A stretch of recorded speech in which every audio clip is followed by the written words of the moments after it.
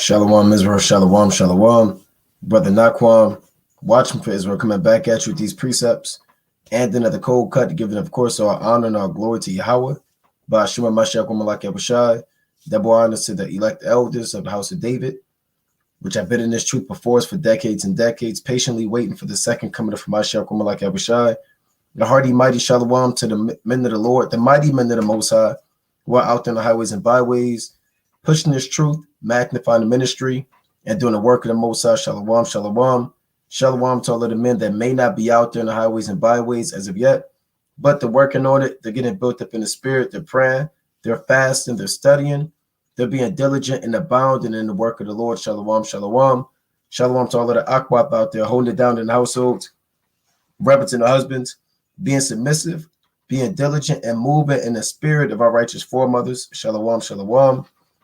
Shalom to everybody tuning in live. Only a remnant. Elijah Jones, Joshua Brewer, Brother Azariah, Shalom Kings, Emily Jones, Ancients New, Why Don't We? This is an after camp Q&A. And Kodash Zion, Shalom. And if there's any questions, I'm going to tackle them. If not, I'm going to go into breakdowns, various topics, and move through the spirit and power of Yahweh Bashem Yahushua, Lord willing. Only a remnant, right? Can you expound on Acts chapter 26 and 28? Right, let's deal with it. Let's go to the book of Acts chapter 26 and 28 through 29. So this Acts chapter 26 and 26. Salakia. All right, it reads, for the king knoweth, it's like Acts 26 and 28. And Paul said, it's like it. Then Agrippa said unto Paul, almost thou persuadest me to be a Christian. And Paul said, I would to God that not only thou, but also all that hear me this day were both almost and altogether such as I am, except these bonds. So Paul is using what you call subtlety in the scriptures, right? Subtlety is applied by our forefathers and a great plethora of examples and situations in order to work on the minds of a particular individual or nation of people in order to get things to go in your favor when the odds are against you. That's subtlety. What Abraham did in Egypt, that was subtlety. When Jacob did to Esau in Genesis 33, that is subtlety. Subtlety is a trait that the men of the Lord must acquire and that you should have and that needs to be applied in situations, right? And I'm gonna give a few examples. And it's not the first time Paul used subtlety. First, let's go to Proverbs, the first chapter, right? Let me get a few precepts on that. All right, let's go to Proverbs chapter 1, and I'm gonna read verse 2, right? Proverbs chapter 1 and 2, it reads, to know wisdom and instruction, to perceive the words of understanding, to receive the instruction of wisdom, justice, and judgment, and equity. These are different spirits or traits that brothers must have, right? Justice, meaning to enforce the law. Judgment, which is knowing how to have discernment on when to use the proper law to execute righteousness. And equity. Equity is when things are unstable and things are out of order. You, through the word of the Most High God, can stabilize a situation and rectify it. That's equity. Using the precepts and not your emotions, right? And examining the entire matter. It reads, to give subtlety or subtlety to the simple, to the young man, knowledge and discretion. So these are traits that brothers must have, not just all judgment, not just all wisdom, but also subtlety and discretion for the young man, right? And I'm gonna give a few examples to show you how our forefathers used this example. That's what Paul did right there. This is 1 Samuel chapter 21 and verse 11. We get straight to the point. I'm gonna start at 10. 1 Samuel chapter 21, so like in verse 10. And David arose and fled that day for fear of Saul, and went to Achish, the king of Gath. And the servants of Achish said unto him, is not this David, the king of the land? Did they not sing one to another of him in dances, saying, Saul hath slain his thousands, and David is 10,000. Remember, David was on a run from Saul. David linked up with the Philistines, and he said, look, this man, well, before this, like David escaped, and they said, well, look, David, he's the one who killed a lot of Philistines, man. So what did David do? Because he knew his life was on the line. And David laid up these words in his heart and was sore afraid of Achish, the king of Gath. And he changed his behavior before them and feigned himself mad in their hands and scrabbled on the door of the gate and let his spittle fall down upon his beard. So David used subtlety, man. He started acting like a madman. He started foaming at the beard and scrabbling on the door, man. He said, look, we can't bring this guy in this house. Get this man away from us. That's subtlety. That's how you use wisdom to deliver yourself out of a situation when the odds are against you. Here's another one. Let's go to Genesis chapter 33. Right? Genesis chapter 33. And this is when the encounter of Jacob and Esau. Now check this out. This is one of the great. Jacob handled this situation in complete wisdom, right? Complete and utter wisdom. So, I want to get this exact account. This is Genesis chapter 33, and I want to start at, let's see, 10. Right? Genesis chapter 33 and 10. Now, this one, Jacob, remember, Jacob was afraid at the meeting of Esau. He was afraid at the meeting of Esau because Esau would smite him with the sword. Right? I'm going to read that in Genesis 32 and 11. It reads, deliver me, I pray thee, from the hand of my brother, from the hand of Esau, for I fear him, lest he will come and smite me and the mother with the children. So Jacob was fearing the fact that Esau could have killed him at this time because Esau had more power with the sword on a carnal level. So in order to get himself out of this situation, he had to overthrow Esau again. He did it in Genesis 25. He did it in Genesis 27. He's about to supplant him again in Genesis chapter 33. Listen to how he buttered up Esau to get himself out of this situation. First, he pacified him with gifts. He sent him a whole bunch of gifts to play on Esau's covetous materialistic nature. And after he buttered him up and pacified him with gifts, he began to flatter him. And he flattered his way out of the situation. Same thing that Paul did to Agrippa. Right? This is Genesis chapter 33 and verse 9. I'm going to read 8. And he said, what meanest thou by all this drove which I meet? And he said, these are to find grace in the sight of my Lord. And Esau said, I have enough, my brother. Keep that thou hast unto thyself. And Jacob said, nay, I pray thee, if now I have found grace in thy sight, then receive my present at my hand. Now here's what he said. For therefore I have seen thy face as though I had seen the face of God, and thou was pleased with me. Jacob told Esau, I have seen you, and I see the face of God when I see you. Does he really believe that? Does Jacob really believe when he saw Esau, he saw the face of God? No. That's subtlety. I mean, Esau, he wants to be God. So if you're going to compliment Esau to get yourself out of a situation, you're going to cater to his spirit, man. Yeah, Esau, when I saw you, I saw a God. That probably made Esau's hair stand up. Wow, he thinks I'm God. Wow, he thinks I'm an angel of God. I'm the Most High. Wow. Boy, maybe I'm... And then he's blinded now. Jacob confounded Esau, man. When I read Genesis chapter 33, and I mean 32 and 33, the Most High was working on Jacob, man, to overthrow Esau like that. And then, I'm going to read on, right? He said, I have seen thy face. Look, I have seen thy face as though I had seen the face of God. What Edomite doesn't want to hear that compliment? He's Caesar Borgias. Remember, he's Michael the Archangel. The so-called white man is the Heavenly Father. So-called white man is Peter, John, James. If you tell him, I have seen you as though I've seen the face of God, that's all he ever wanted to hear. That's all he ever wanted.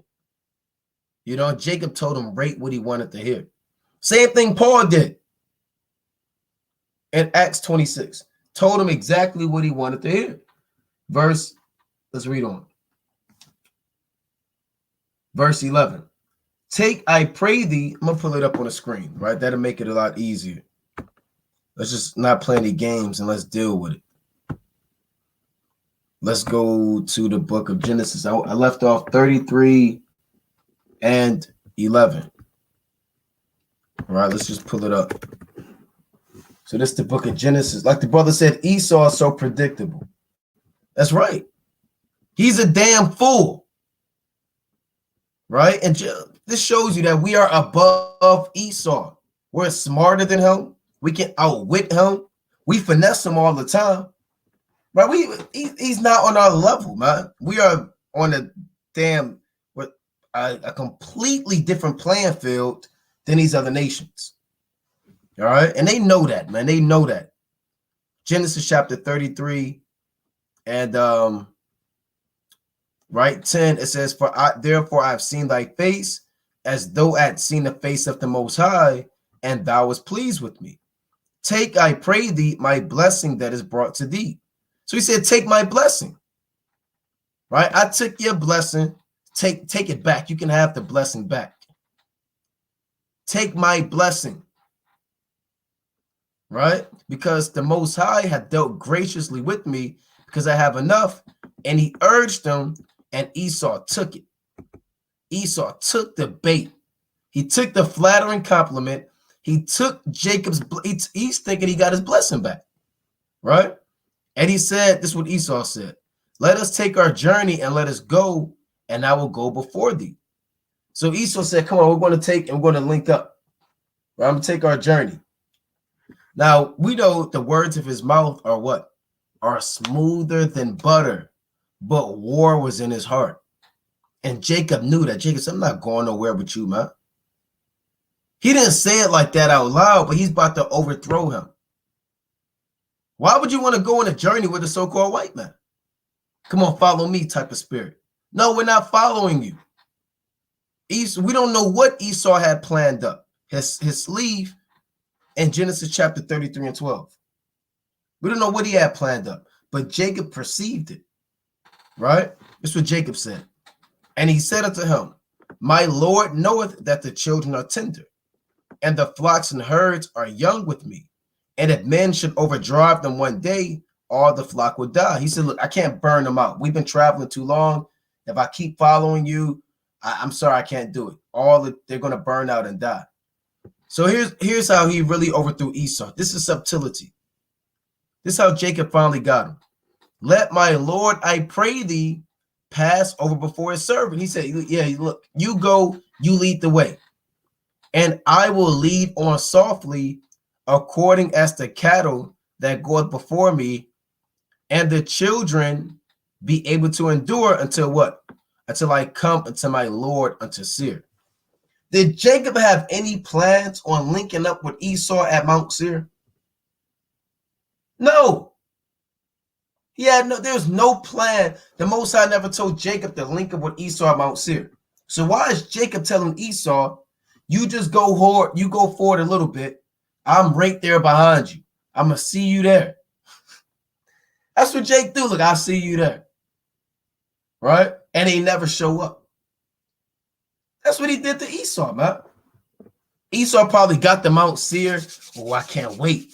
He probably had his men lined up. When Jacob comes, kill him and take his woman alive. He's probably waiting in the damn mountains, man. Who knows how long Esau was waiting for Jacob to show up?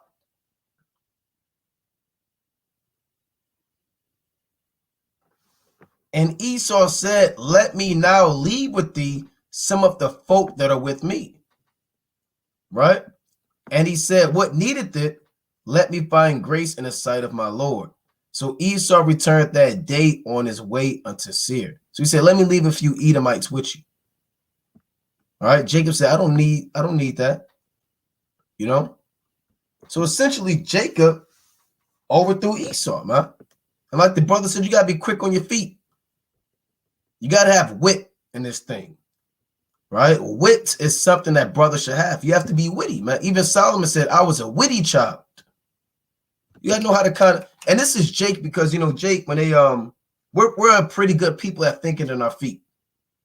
When they play the dozens, if you know what the dozens are, when Jake be getting on each other, Jake is quick on their feet, man. Jake, you know, we can freestyle songs, rapping, lyrics. We can just go off the top of the head. We're one of our gifts is we're very witty. We don't have to sit there. You might be late for work. Your boss say, why are you late? You know you overslept, or you know my car broke down, and you know it happens all the time. So I have to take it to the sewing, and you just quick on your damn feet, man. You're at an interview. Esau says, well, why do you want the job?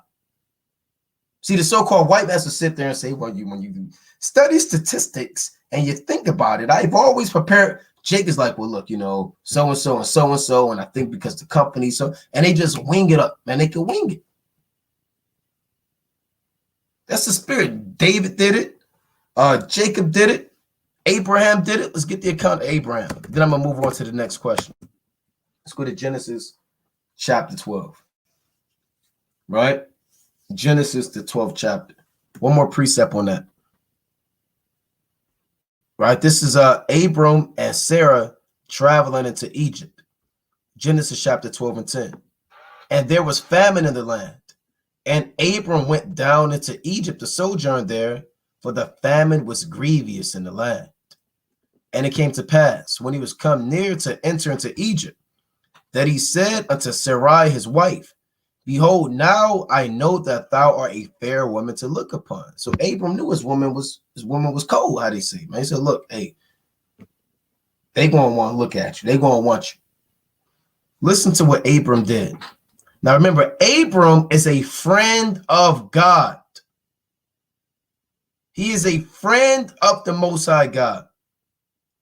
Even in Genesis 18, the Lord said in Genesis 18 and 19 on down, shall I hide from Abram that thing which I do? You know? So anything that Abram does, the Most High still called him his friend. Let's see what Abram did. Right? And why are we saying Abram? Because his name has yet been changed to Abraham. Abram in the Hebrew is Abaram. Right? Abba meaning father, Ram meaning exalted. Right? Because he was the exalted father out of the lineage that came from Seth. From Adam to Seth, Enos, Mahalil, Canaan, Jared, Enoch, Methuselah, Noah, Shem, Arphaxad, Salah, Eber, Peleg, Reu, Serug, Nahor, Terah. Then it went down to Abram. That's the bloodline, right? So he's the exalted father, the chosen father to continually bring out the chosen seed, right? Genesis 12 and 12. Here's the subtlety. Therefore it shall come to pass, when the Egyptians shall see thee, that they shall say, this is his wife, and they will kill me, but they will save thee alive. Because they knew the law that you had to kill the man, otherwise it'll be adultery. Say, I pray thee, thou art my sister, that it may be well with me for thy sake, and my soul shall live because of thee. Hold on now. So Abram told Sarah, say, hey, look, you're my sister. That's subtlety. You have to use this world and not abuse it, for the fashion of this world passeth away. Right? First Samuel. Let me get one more in that. Then I'll move on again. I know I just said that, but I'm gonna get this other question. Other precept. First Samuel chapter 23 and 22. It reads, that's what Saul said. I'm gonna start at 21. And Saul said, blessed be ye of the Lord, for ye have compassion on me. Go, I pray you, prepare yet, and know and see his place where his haunt is. Meaning, go find where David is hiding. And who hath seen him there? For it is told me that he dealeth very subtly. So it was word got out that King David, or David, was a very subtle man. And that's all that's going on in Acts chapter 26. When we go back to this initial question and we look at it, can you expound on Acts chapter 26, 28 through 29? Paul did nothing but subtlety in that account. You understand? He had no pleasure. Paul said in Acts 24 and 14, I believe all things written in the law and the prophets. You don't think Paul believed Isaiah chapter 66, 15 on down? You don't think Paul believed Isaiah 14 and 2? That the Lord was going to put these heathen in slavery? Why in the hell would he save Agrippa when in Acts 24 and 14, he believes all things written in the law and the prophets? Right? So that's nothing but guile on the right-hand side.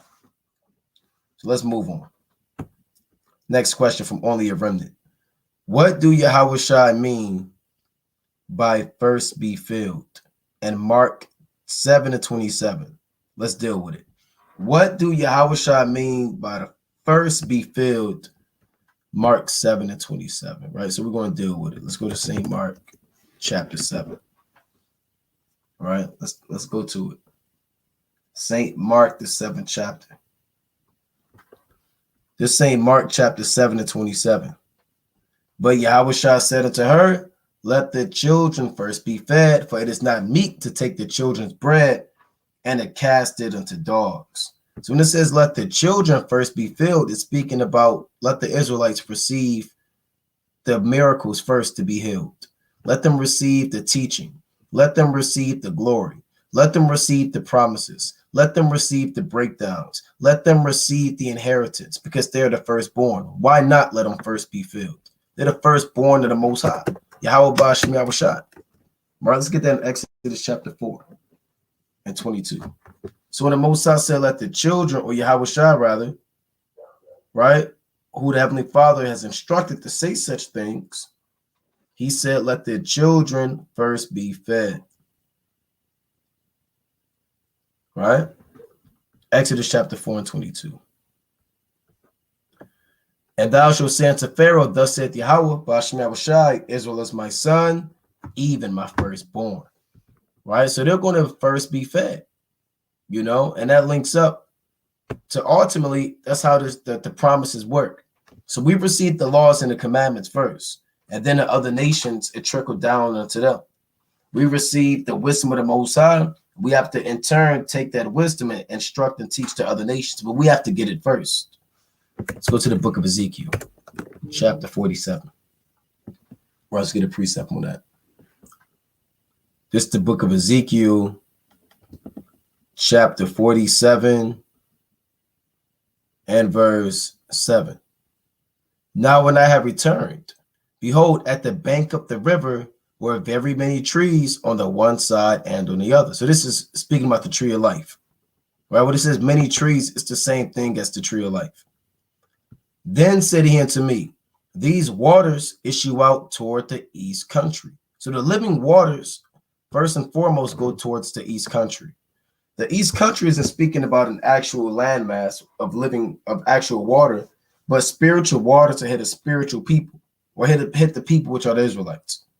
They are the east country parabolically in this verse, and go down into the desert and go into the sea, which being brought forth into the sea, the waters shall be healed. So the sea is symbolic for the other nations. They're going to be healed, but who's going to get the water first? The east country, right? The Israelites. We received the living water first, and then the other nations, they received the water to be healed. That's what it means. The children get the crumbs, or let the children first be fed. Those are the children of Israel, not the children of Esau or Moab. Right? Revelation chapter 22 and 1. Same thing as Ezekiel, right? It reads, and he showed me a pure river of water of life, clear as crystal, proceeding out of the throne of the Most High and out of the Lamb. In the midst of the street of it, and on either side of the river was there the tree of life, which bare 12 manner of fruits, which just goes to infinite wisdom, knowledge, and understanding. That's what the 12 manners of fruits are. right? It's not talking about, okay, you got apples, oranges, bananas, coconut, pineapple, grapes, you know, pomegranates, just 12 different types of fruits. Okay, I want pomegranate. I want a banana. No, just speaking about, just keeping it simple, is speaking about the endless knowledge, wisdom, and understanding, right? And on the Cold Cut channel, we know they deleted the channel. We've covered the Tree of Life on an in-depth breakdown, but we'll have to, if that video, we don't have it saved, you know, we just have to go and do these breakdowns all over again, you know, but for sake of time, I'll just run through this.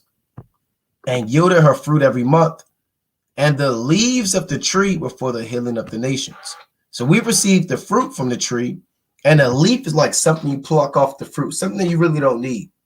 Still gives you very little nutrients. You know, you can still eat it, but it's nothing like the fruit. We eat the fruit, pluck off the leaf, and give it to the nations. So they're going to have the understanding, a particular level of understanding, but they're not going to be anywhere close to the understanding that we're going to have, because we're going to have to teach them, right? So that's what this means in the book of Mark, chapter 7 and 27. Let the children first be fed, for it is not meet to take the children's bread and cast it unto dogs. You take the Bible, give it to the Amalekites. Taking the Bible, giving it to the other so-called white man. Taking the Torah and using it as a platform for the Muslims to rob off of and make a Quran. They have taken the children's bread and given it to dogs. Right? What did this woman say? And she answered and said unto him, Yes, Lord. Yet the dogs under the table eat of the children's crumb. So I want to eat your crumbs, man. Right? That this is prophetically seen in the book of Zechariah, chapter 8 and 20. Let's show you this in real life action. She said, Yes, Lord, the dogs eat of the crumbs that fall from the master's table. Right? Zechariah chapter 8 and verse 20. Let's see this being fulfilled. It reads, Thus said the Lord of hosts, it shall yet come to pass that there shall come people, and the inhabitants of many cities, and the inhabitants of one city, that is in the kingdom of heaven, and the inhabitants of one city shall go to another, saying, Let us go speedily to pray before the Lord, and to seek the Lord of hosts. I will go also. Yea, many people and strong nations shall come to seek the Lord of hosts in Jerusalem, and to pray before the Lord. Yea, many people and strong nations shall come to seek the Lord of hosts in Jerusalem, and to pray before the Lord. Salakia. Thus said the Lord of hosts, in those days it shall come to pass that 10 men shall take hold out of all languages of the nations, even shall take hold of the skirt of him that is a Jew, saying, What? We will go with you, for we have heard that God is with you. They're saying, yes, the dogs eat the crumbs that fall from the master's table. God is with you, but can we please tag along? Can we please eat the crumbs? Right? Can we please eat the leaf? That's the medicine for the other nations. All right, next question. Like I said, this is a Q&A. It may just be a 60-minute Q&A. It may not be. I may go longer. It's all according to the spirit and power of Yahweh Shai. Okay, next question. We are in from Gabriel. Shalom, King. Please explain Isaiah chapter 19 and 24. All right, let's deal with it. Isaiah chapter 19 and 24. Yeah, Isaiah 19, I really want to do a breakdown on this entire chapter because it's a beautiful chapter. And it's very dark. When we say dark, meaning it can be a mystery, you know, but that's why we have to go through the precepts. The Lord said, through thy precepts, I get understanding. Therefore, I hate every false way. Right? Through thy precepts, I get understanding. Therefore, I hate every false way. Right? That's in Psalm chapter 119. So we have to go through the precepts. Isaiah chapter 19 and verse 24. Let's deal with it. And that day shall Israel be the third with Egypt and with Assyria, even a blessing in the midst of the land. Whom the Lord of hosts shall bless, saying, Blessed be Egypt, my people, and Assyria, the work of my hands, and Israel, mine inheritance. So now you may say, well, hold on now. Is the Most High no longer dealing with Israel? Why is the Most High saying that Israel is going to be third? Now I'm gonna say something for the king that asks this question, and for everybody else. Whenever you see an isolated verse that seems as though Israel is not on top or getting the promises, or whenever you see a verse when it seems like the heathen can make it, you know that's not the case. You know it. Now you have to sit there and say, hold on, I know they can't make it, so what does this really mean? I know Egypt and Assyria aren't going to make it, so what does this really mean? Because every other verse, every other promise, Jeremiah the 30th chapter, Jeremiah the 20th chapter, hey, hell, 5 chapters previous in the same book in Isaiah 14, they're going into slavery. So how in the hell can they be over Israel in this account? So now we have to break it down and see what it means. So when you're dealing with this, Egypt and Assyria are two major captivities for the children of Israel. Assyria being our first major captivity, and Egypt being one of our first major captivities. So a lot of our captivities, the Lord will just throw those terms on it. Egypt and Assyria, right? So it's just another way of saying Israel in captivity. Now, and I'll show you that. So let's deal with it. Let's go to the book of Hosea, the 9th chapter. Let's get about maybe three to four precepts. I want Isaiah 9 and 3 to show you that, when you begin to read the Bible, you see in the spirit that these two countries are always mentioned one next to the other prophetically, right? Hosea 9 and 3. They shall not dwell in the Lord's land, but Ephraim shall return to Egypt, and they shall eat unclean things in Assyria. So Egypt and Assyria are just synonymous for captivity. Let's get another one. Let's go to Zechariah the 10th chapter. Leave it 1, 10 and 10. Right? Zechariah chapter 10 and 10. I will bring them also out of the land of Egypt and gather them out of Assyria. And I will bring them into the land of Gilead and Lebanon, and place shall not be found for them. So the same thing in Hosea, Egypt and Assyria. Same thing in Zechariah, Egypt and Assyria. Same thing in Isaiah, Egypt and Assyria.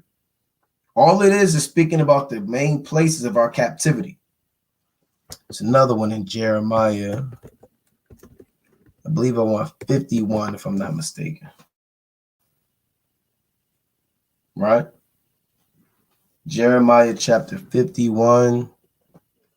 And let's see where I want to start. Salaki, I put you. Bear with me. Jeremiah, the 51st chapter.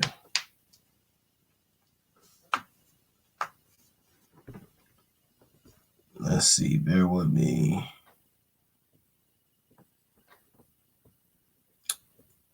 Maybe Jeremiah 50.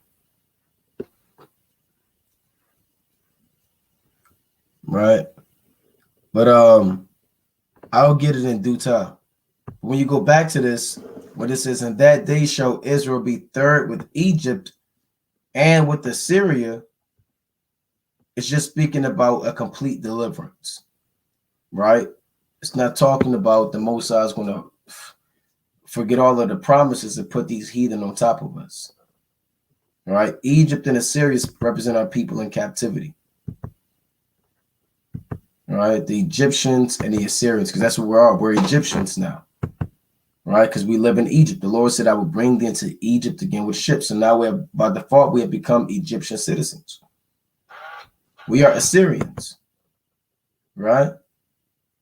So that's what it's saying, King. Tobit chapter 6 and 15. Let's deal with it. Shalom, Shabbat, brother. Shabbat Shalom. Can you break down Tobit 6 and 15? Right, let's deal with it. Tobit chapter 6 and verse 15. Then the angel said unto him, doest thou not remember the precepts which thy father gave thee, that thou shouldest marry a wife of thy own kindred? Wherefore hear me, O my brother, for she shall be given thee to wife, and make thou no reckoning of the evil spirit, for this same night shall she be given thee in marriage. So when you read the book of Tobit, remember Raphael was the angel that was sent to heal what? The spirit of sorrow that was on Sarah, the blindness that was on Tobit, it's like the lack of marriage that was on Tobias, and the spirit of sorrow that was on Tobit. Right? There was a lot of things that Raphael came to heal. Now, Tobit says that he was hesitant, he was apprehensive about marrying Sarah. Because when you read this account, that woman Sarah had men that were betrothed to her, and whenever the men were about to lay down with her, they died. So Tobias said, well, I don't know if I really want to do this. The angel said, look, remember what your father told you, man, in the 4th chapter, right? That you have to marry a wife of your own kindred. So that's all it's going into, man. He said, look, have faith and believe that, this wife is going to be for you, right? Have faith and believe that this wife is going to be for you. That's what it's saying, because they were both from the tribe of Naphtali. And Tobias was a little bit, like I said, hesitant because he didn't want to have the same fate as those 7 other brothers, that died in the Lord before they actually laid down with this woman. All right, so Lord willing, to answer your question. Next question. What common words do you usually use as a body? When we use simple ones as a body, brothers and their families, they may have, more of an elaborate vocabulary when it comes to the Hebrew, but simple words like Khan, which means yes, Salakia, which means forgive me, Thawada, that's thank you, Ayandabar, that's essentially what the world says, you're welcome, simple things like that. But we can get a little bit more elaborate in time to come, and maybe even do more breakdowns on phrases in the Hebrew, sentences, but those are essentially the key things. Barakatah, bless you. Yahweh Bashim Abishai Shemaratha, right? Yahweh in the name of his son Yahweh Shai, watch over you. Sisters should be greeting each other like that. And brothers, Yahweh Bashim Abishai Barakatah, brothers, bless you. Well, Yahweh in the name of his son Yahweh Shai, bless you. Like I said, we keep going. There are prayers in the Hebrew, curses in the Hebrew. So those are common words that we say as a camp. And brothers should want to go into the Hebrew. You should want to go into Hebrew. The Lord said in Sirach 5 and 15, be not ignorant of anything in a great matter or a small. Right? And when you go to the book of Ezekiel, the Most High says that we have an easy language. Right? An easy, I'm gonna pull it up right here. So we have an easy language. The Hebrew is easy to an Israelite. Right? To an Israelite. I'm gonna get this quick precept. It's like I want Ezekiel, the 3rd chapter. I put the 2nd chapter.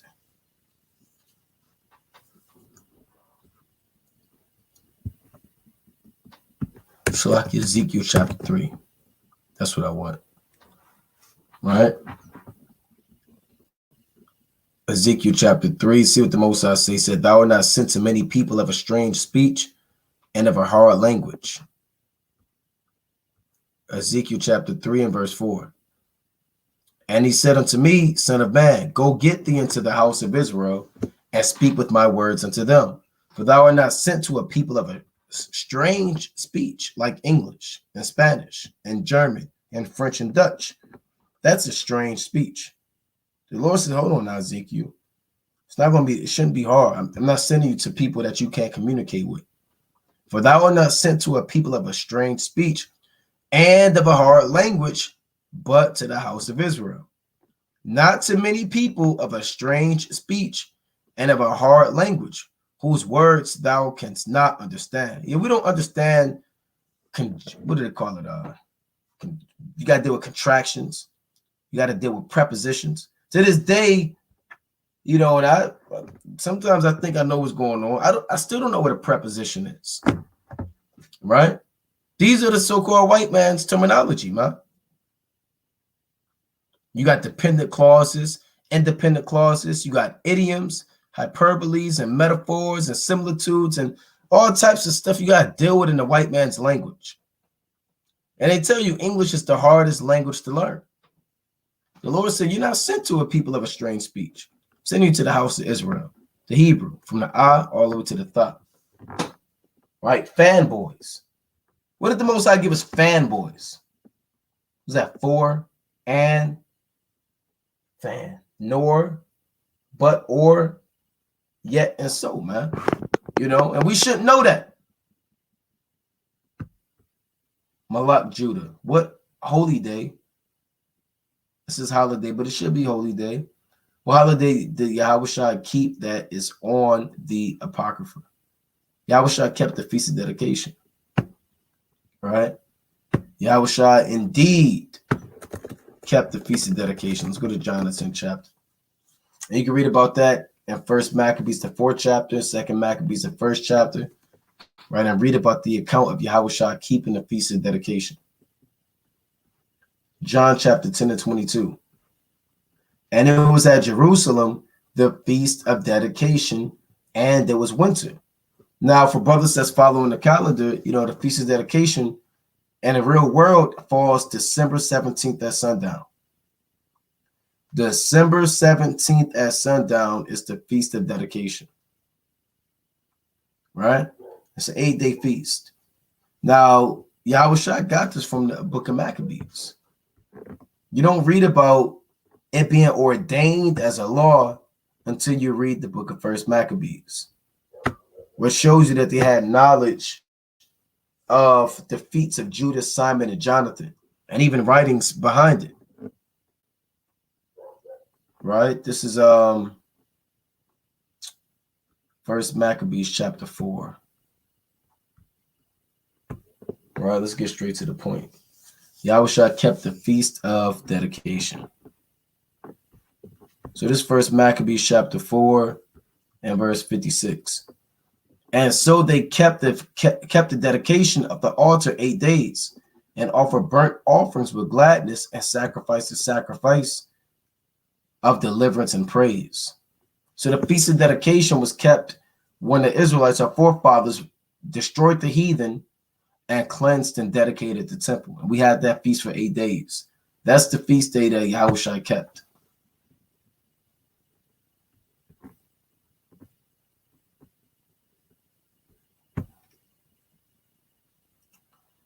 Next question. GG. Is Melchizedek really Yahushua? And can you explain the order of Melchizedek in simple terms? Yes, Melchizedek is Yahushua. Melchizedek in the Hebrew would translate to Melchizedek, King of Righteousness. It's just another title for Hamashiach Yahushua. Right now, I will read that in Genesis 14. Right, we're not going to talk about it. We're going to be about it. Right, then we'll explain. Like I said, maybe you could do a breakdown of that as well on Melchizedek. But I want to get this real quick. Genesis 14 and 18. So like he reads, and Melchizedek, king of Salem. Now Salem in the Hebrew Shalom, which is really Jerusalem. So he's the king of righteousness, as also the king of peace. Because remember, Melchizedek means king of righteousness. And if you're the king of Salem, you're the king of peace. So this is Melchizedek. Wa Malak Shalom. What individual can bear such heavy titles as the King of Righteousness and the King of Peace? But that would have to be Hamashiach Yahushua. And what did he bring forth? He brought forth bread and wine. And he was the priest of the Most High God. Why did he bring forth bread and wine? That should stir up your spirit and remind you of what? The Passover. Right? That Yahushua kept with the apostles. And he brought, and even at that Passover, Yahushua had bread and wine. Let's get that in Luke chapter 22. Not going to read this entire chapter, but let me get the proper context. Luke chapter 22 and verse 18. For I say unto you, I will not drink of the fruit of the vine until the kingdom of God shall come. So he said, I'm not drinking no more wine until the kingdom of God comes. And he took bread and gave thanks and brake it and gave unto them, saying, this is my body, which is given for you. This do in remembrance of me. So he had bread and wine in the book of Luke, but he also brought forth bread and wine to Abraham. It's not a coincidence. And he blessed him and said, blessed be Abram of the Most High God, possessor of heaven and earth. Right? So that's Melchizedek right there. Now, the order of Melchizedek, I'm going to read on the next words. And blessed be the Most High God, which hath delivered thine enemies into thy hand, and he gave them tithes of all. So Melchizedek, the order of Melchizedek starts with Yahushua. And it essentially deals with the priesthood that we deal with now when it comes to teaching our people on the highways and byways and acknowledging the fact that Yahushua is a high priest.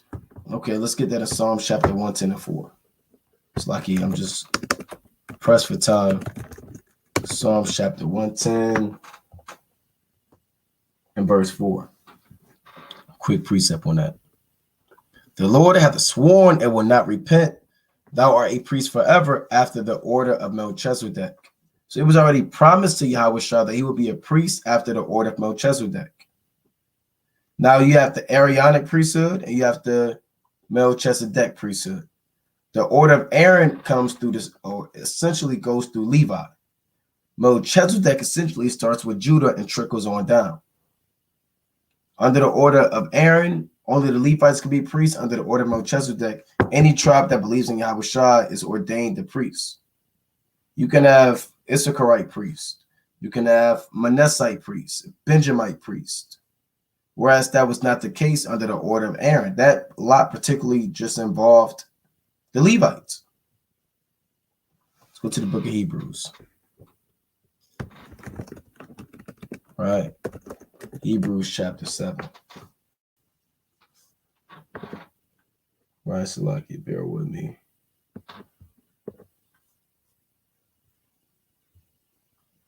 All right, this Hebrews chapter 7 and verse 1.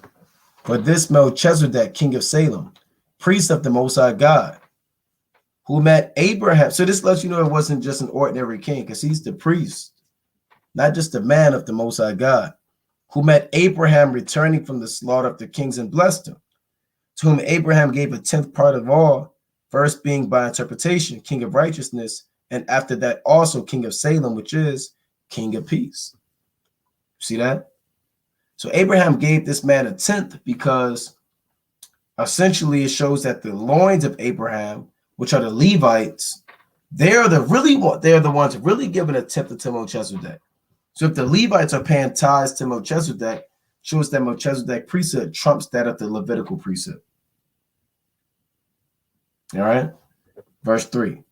Without father, without mother, without descent, having neither beginning of days nor end of life, but made like unto the Son of God, abideth the priest continually.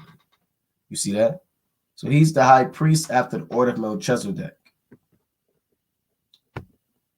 And like I said, we'll do more in-depth breakdowns and explain it in great detail in time to come. But that's essentially explaining that. I know it's not Shem. So our brothers say Shem.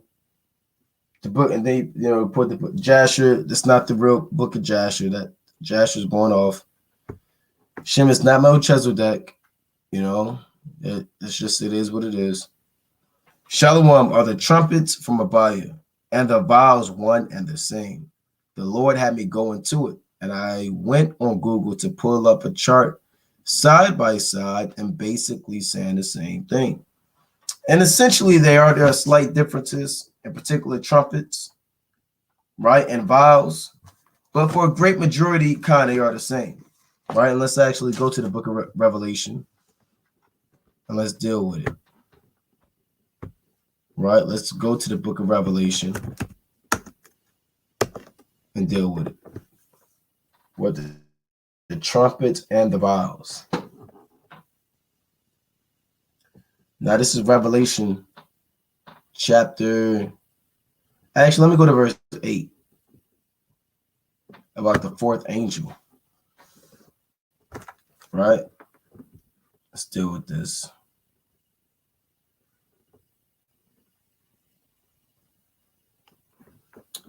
This is Revelation chapter 8 and verse 12. And the fourth angel sounded, and the third part of the sun was smitten, and the third part of the moon, and the third part of the stars, so as the third part of them was darkened, and the day shone not for a third part of it, and the night likewise. So this fourth angel, which is a trumpet, is a little bit different than a fourth vial. This trumpet, when it says the third part of the moon and the sun were smitten, is speaking about the wisdom of the world, a complete breakdown of the engineers, scientists, doctors, men of renown, celebrities, idols, philanthropists, scientists, if I didn't say that already, geneticists. Their understanding is going to be taken away from them when the missiles begin to drop, because their fear is going to be at an all-time high, and Most High is going to allow them not to have an answer for Yahushua. That's the fourth angel. Now here's the fourth vial. Like I said, some of them are a little bit similar, but some of them aren't. Right? And here's one of them that's not. Revelation 16 and 8. It reads, and the fourth angel poured out his vial upon the sun, and power was given unto men to scorch men with fire. And it's not literal global warming, it's dealing with affliction. The sun makes you black. So that's Song of Solomon chapter 1 and 5. So if you're being scorched with the sun, that's noonday. Affliction coming at you. But you see the contrast between the fourth angel and the fourth vial. Some of them, they kind of resemble one another, but not all of them. And that chart, I believe I know the exact chart that you're talking about. Right? So just want to be a little bit careful. Okay, Kodash Zion cleared up his question. He wants Tobit chapter 6, 15 through 17. Now we read 15. Let's go to it. Tobit. Like I said, these questions are first come, really first serve. You know, you get the questions in early, we'll be able to tackle them early. It's like I want Tobit chapter 6, bear with me. All right, Tobit chapter 6. Now we read 15 about taking the wife of your own kindred. Now we're going to read Tobit chapter 6 and 16. Per the brother's request, right? It reads, and when thou shalt come into the marriage chamber, thou shalt take the ashes of the perfume, and shalt lay upon them, and some of the heart and liver of the fish shall make a smoke with it. So this demon, Asmodeus, the only way to get rid of him, right? You can't really go on a fast, can't really pray this demon away. This particular type of demon has to be exorcised this way. And the devil shall smell it and flee away and never come again anymore. But when thou shalt come to her, rise up both of you and pray to God, who is merciful. It's like which is merciful, who will have pity on you and save you. Fear not, for she is appointed unto thee from the beginning. Because every brother has a wife appointed to them from the beginning, whether you get it today, tomorrow, or in the kingdom. And thou shalt preserve her, and she shall go with thee. Moreover, I suppose that she shall bear thee children. Now when Tobias heard these things, he loved her, and his heart was effectually joined to her. So that's that. King. It's like your Lord willing to answer the question. Okay, Malak Judah. Will we age and get old in the kingdom? Let's go to the book of 1 Corinthians, 2nd chapter.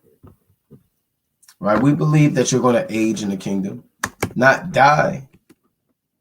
Right? But let's go to just call it the precept, Salakia. 1 Corinthians. When we say age, we want to be specific too. Right? We believe you're going to be immortal in the kingdom because it's written through faith. Right? The day of doom shall be the end of this time and the beginning of immortality for to come. When you're immortal, death doesn't stand a chance against you. Right? That is 1 Corinthians 2:9. But as it is written, eye hath not seen nor ear heard, neither have entered into the heart of man the things which God hath prepared for them that love him. So ultimately, in the kingdom of heaven, these things are going to be revealed to you. How you're going to age, longevity of life, as there's something that we may not be aware of in the kingdom. So you pretty much through faith and through the precepts, we understand that immortality is documented all throughout the Bible. But now when it comes to the specifics of it, we'll have to wait till we get to the kingdom for the Most High to show us these things, lest we speak presumptuously and lean on our own understanding. Remember, you can only talk about the kingdom of heaven so much because eventually you have to hit a ceiling and say, look, there are certain things that I don't know that, we'll get, Lord willing, in the kingdom of heaven. Ecclesiastes chapter 8 and 17. Right? It reads, then I beheld all the work of the Most High, that a man cannot find out the work that is done under the sun. Because though a man labor to seek it out, yet he shall not find it. Yea, further, though a wise man think to know it, yet shall he not be able to find it. You see that? So the Most High said you won't be able to find it.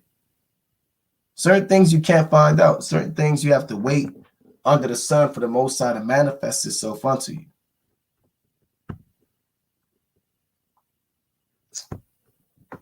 Gene Coriolis. If I let go a lot of hurt, do I still have to talk to the other person about it and give them a chance to make things right with the Most High? Let me read it again. If I let go of a lot of hurt. Now I'll say this. That's circumstantial. Now, if you let go of a lot of hurt, like the Lord said in Sirach, the 14th chapter, let me get this precept. The Lord said, blessed is the man, 14:1 on down, whose conscience hath not condemned him. Right? So let's bring that out. Sirach 14:2. I'm going to start at 1. Blessed is the man that hath not slipped with his mouth and is not pricked with the multitude of sins. Blessed is he whose conscience hath not condemned him and who is not fallen from his hope in the Lord. So if your conscience is condemning you and you want to reach out and clear things up, there's no sin in that. Right? There's no sin in that. Depends on the circumstance. If it's like if you're married now, you're dealing with somebody in the world, and it can be, like I said, circumstantial. But again, if you let go a lot of hurt and you forgave, ultimately give it up to the Most High. It's up to you if you want to reach out and talk to that other person. But you repented, you relinquish that demon. If you want to meet up with that individual and you want them to clear the air, by all means, there's no sin in that. Right? This is Romans chapter 5 and verse 13. It reads, for until the law, sin was in the world, but sin is not imputed when there is no law. Right? So that means if there's no law on it, it's not a sin. Let's see. Next question.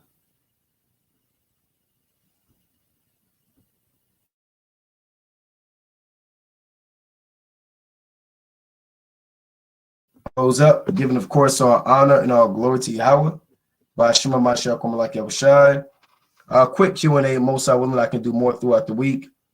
Giving all honor and glory to Yahweh Shem Yahushai. No buying on the Sabbath, no selling, no sex on the Sabbath. If you out in New England, we'll be traveling in a few hours, right? No sleep, no days off. WFI, no days off. We'll be traveling to Providence, Rhode Island in a few hours for the second half of the groundbreaking camp.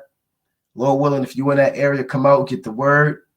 But with that, Yahweh Shem Yahushai, Brakatham, Kwam Yashalom. Shalom.